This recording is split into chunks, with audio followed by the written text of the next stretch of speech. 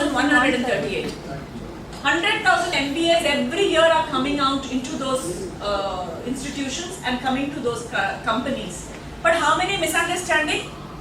Infinite misunderstanding, because our MBA students and our college students don't know how to behave with the other part of the other person from another part of the world.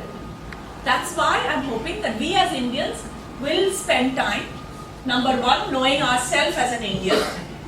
So how are we as Indian? Can you tell me what is typical Indian behavior? Suppose you want to buy a house. What do you do? First thing, what do you do? If you have 50 lakhs cash just now and you will buy a house, an apartment, what will you do?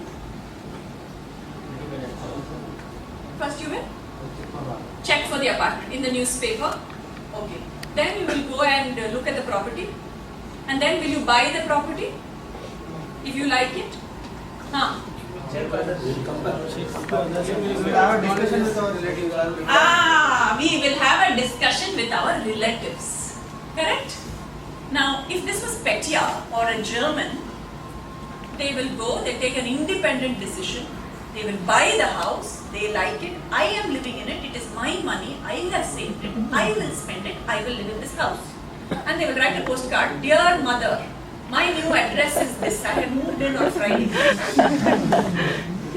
What will happen to the Indian mother if you send this card? Gone, finished.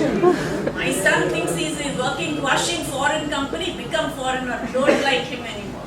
Right? That can happen because our culture needs, correctly you said, relative. So we are a collective culture. So we must know ourselves as an Indian. We are collective. We cannot take independent decisions with ease. Correct? Now come into a factory like Hwashin and they're telling you take independent decisions. Right? They're telling you whatever it is.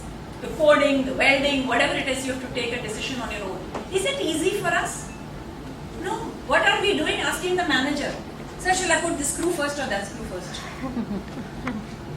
Sir, shall I put 5 mm screw or 3 mm screw?"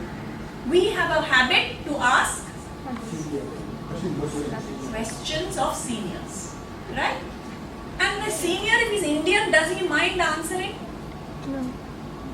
After some time he gets fed up, but in the beginning he answers, no? But if he's not Indian, suppose he's French or American or Korean or Japanese or German, what happens? You'll be thinking, you have an MBA, you have an engineering degree, you're asking me 3 inch out, 2 inch out. Why can't you make this decision yourself? Right? So what can we do in this situation? Should we change? Knowing yourself as an Indian and describing your culture to the listener is the first step I'm talking in Upworldly Mobile. What should you do? Should you sit and tell your manager that this is what I'm used to usually?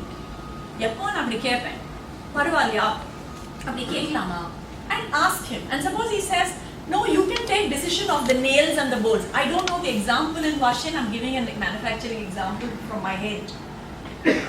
But when it is a big decision of whether it is the oil rod, then come to me. Maybe he can explain this to you.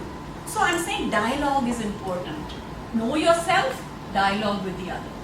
Right?